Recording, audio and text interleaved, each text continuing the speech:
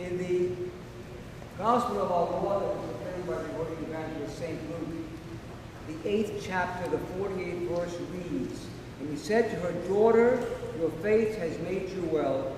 Go in peace. فقال لها سيكي يا ابنته إيمانك قد شفاك اذهبي بسلام." In the name of the Father, the Son, the Holy Spirit. Amen. We hear this quite often in the Gospel, where Jesus, when they say, thank you, he says, your faith made you well. Your faith, your faith, your faith. What does that mean? Faith cures. Faith cures. Because it opens us up to seeking God who heals. So if you, for example,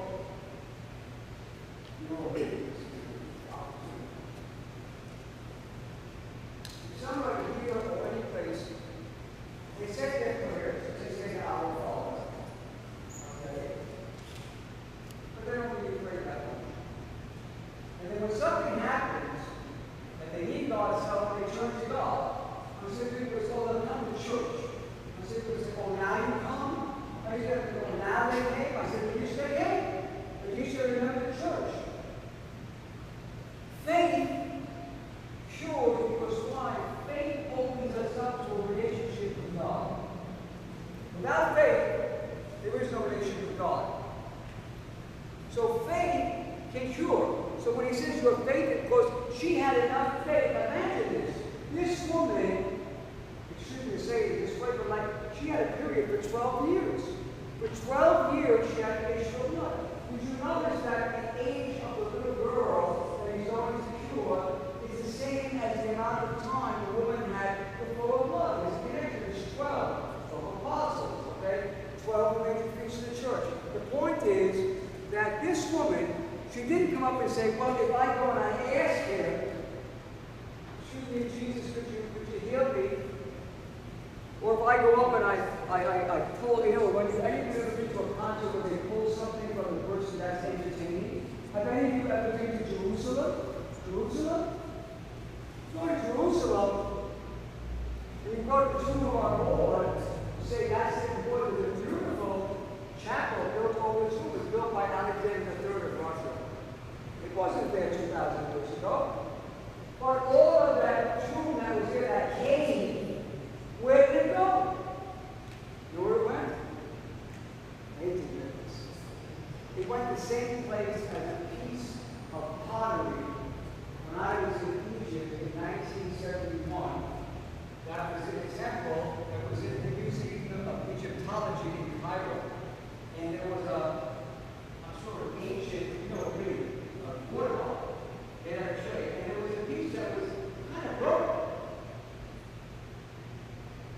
So I thought, well, it's kind of broken.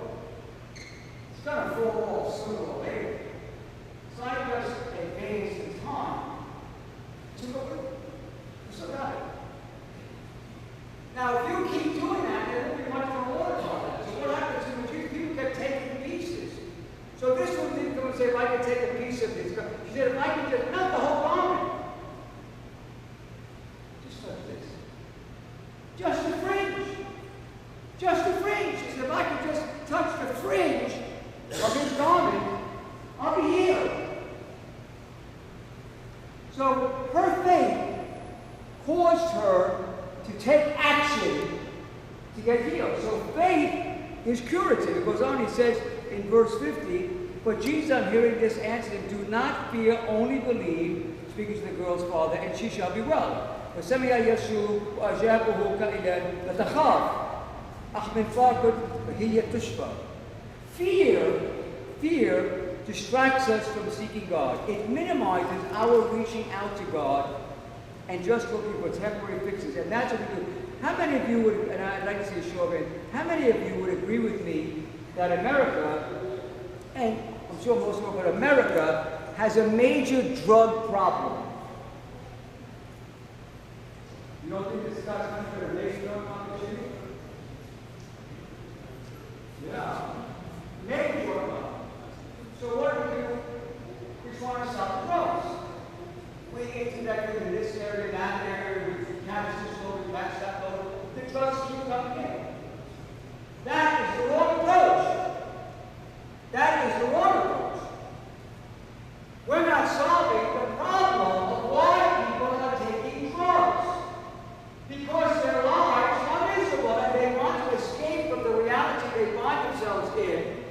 So they go for the drugs. Little Lebanon. Little Lebanon. You know one of the major exports of Lebanon is today? Anybody have this in Georgia? They call Captain. I think they're up a little bit. They intercepted the Beirut airport, and this was on 30 million capsules. And guess where they go? Where they going out to? Saudi Arabia. Saudi Arabia. So what they got? The Saudis have more oil than anybody in the world. They're taking millions of these capsules to escape their reality. We do it in America, whether it be marijuana or something harder.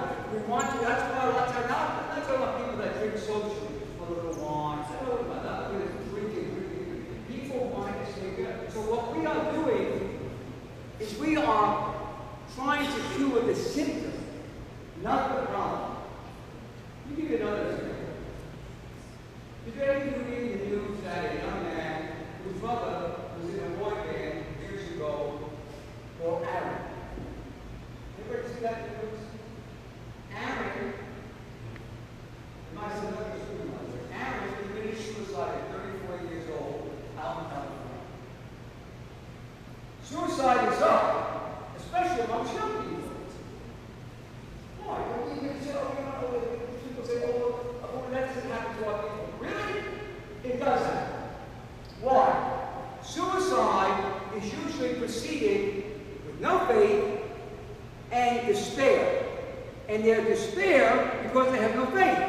That's how important faith is, because anyone that has a lot of faith in God is not going to commit suicide. I don't mean someone that's going to get burned and I don't know about that. I'm talking about people that just give up and they commit suicide. Suicide is condemned by the church because, why? Does anybody have any idea what is the basis? John, you're intelligent. Why would you think the church condemns? What is the basis of the church condemning suicide?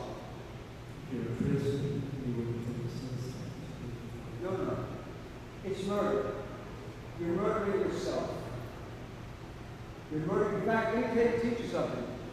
The commandment does not say, "Thou shalt not kill." Does anybody know what the commandment actually says? Anybody? Thou shalt not commit murder. Because it says, "Thou shalt not kill," and also that chicken, and that man in the kidney, that was a living animal, right? So it says, "You shall not commit murder." So when a person commits suicide, they are murdering themselves. So people that commit suicide, and we can talk to them, we can reason with them, but until we do one thing, and there's lots of suicide hotlines and discussions and groups, but until we address the problem of why are they despaired? The difference between you being despaired and the suicide is they're more despaired. You've got faith. You're not hopeful that you're going to have your life change. So this woman had faith. Jesus says, do not fear, because fear distracts. It distracts. Driving down the highway, 60, 70 miles an hour, it's easy to do 67 miles an hour. See a nice blue light. You know that blue light is not for Christmas. Okay? What's the blue light? What does it represent? The blue light flashing on the highway when you're going down the highway. Thank you, brother. You see what happened? It's a policeman. So the fear is not the reason you slow down. The reason you slow down is not because you're afraid of hitting somebody. You're afraid of getting a ticket. So the blue light distracts you from the speeding and you slow down. So the fear of something will distract. So we need to look beyond it. Anybody who knew my mom, let me see, maybe Gavin, do you know the one word diagnosis, the one word that my mother would be so frightened of? One word. You know anything?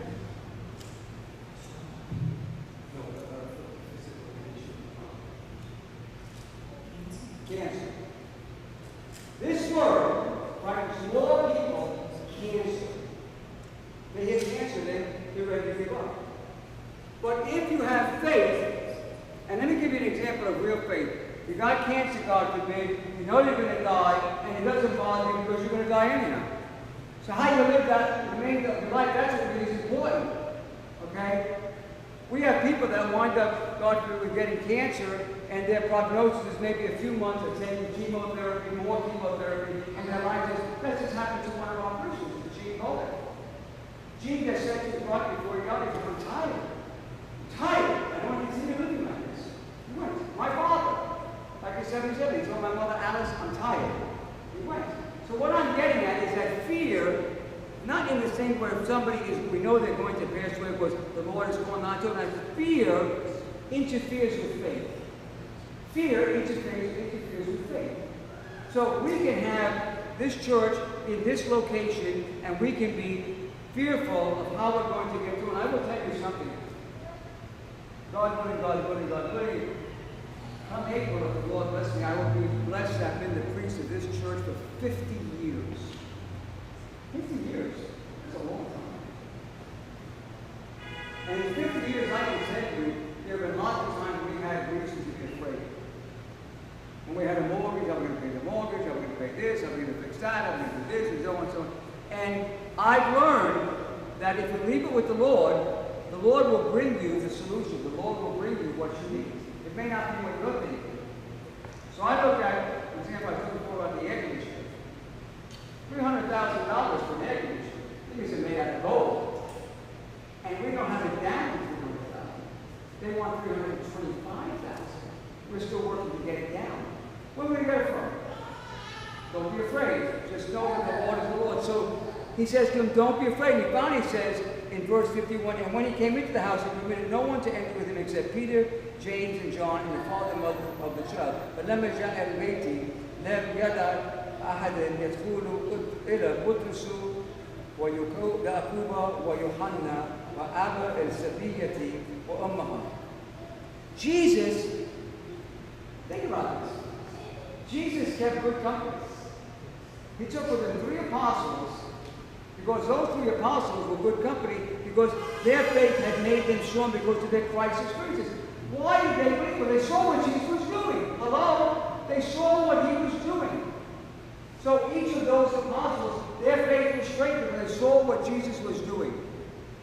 And he takes also with him the mother and father because they have a great desire to not only get their daughter back, but to have a Christ experience. So I have to ask, what are you looking for in life? You had the yesterday part, right? Did a lot of work. All of you that participated in a lot of work. So yesterday, less than half the people came down to the yesterday. Today, we do the same thing. I don't know. But I do know this. Don't waste your time trying to get ahead.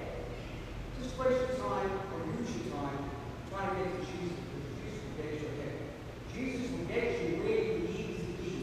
Not where you want to be. Maybe where you want to be is not where you need to be. I know that some of you, I want to thank you for your contribution to the state of Florida this month by buying lottery tickets. I don't buy lottery tickets. I've told you before. Believe me, Jesus is very, very smart and imaginative, and if he wants Father John to become a multi-millionaire, he'll find a way. He doesn't want me to be a multi-millionaire. Maybe I would become a real pain in the neck if I was a multi-millionaire. Money might recruit a lot of people. I've always told people, I just want to have enough money to pay my bills, enjoy my life. I'm not looking to be a millionaire. Because when you have a lot of money, gee, when you have a lot of money, let's say you hit the jackpot. Where's the jackpot? $1 million? You hit this jackpot. What would you be concerned about? You got the jackpot, also if your father finds out you never knew existed. Okay, is there any other fear that you might have for your grandchildren?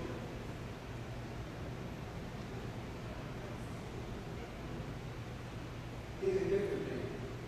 Kidnapping. Nobody kidnaps more people. Why? They have the right. They're going to kidnap the rich people's kids. So when you have that kind of money, that's a thing you didn't even see. And there are people that say, I wish I never had the jackpot. Most of the people that hit the lottery big time were their lives were ruins. I tell it to you because why I may not get a chance to do again because you might not be here next Sunday. But what I want you to understand is don't waste your time. I don't waste my time. because it's not my time. So when Jesus said, do not be fear, just be believing, he takes 3 of his compatriots with him, and takes them up. Because the mother and father, they were not faith on so much of what they had seen with Jesus. They wanted their daughter to live. They wanted their daughter to live. And when Jesus said to them, she's not dead, she's sleeping. She did, bro. She did. Was she dead? I would tend to believe she was dead. When Jesus said she's sleeping, now listen, I don't know, let me see, somebody that might know this. Alex, I don't know if you know it in English, but when somebody dies in the Orthodox Church, not pass away, not they die. You know something else that you say about that person who died? He fell asleep with the Lord. Fellowship with the Lord. So that person who we say died, and died is very misleading because died means they're dead, right? This wood at one time was living. It was part of a tree. It is no longer living. It is dead. Okay? Faraj died, his body, not his soul. Who Faraj really is, lives on. It doesn't die. It can't die. So Jesus said, she's not dead. She's sleeping. But to the people, since they're thinking life is a physical reality, to them she was dead. But Jesus knew that her spirit was alive. And when he called it back to her body was alive. Which tells us that the spirit is what animates the body. And people die not because the little thing goes, because their soul has left their body. Don't be afraid. Just be believing. In the Father, Son, and Holy Spirit. Let us pray to the Lord.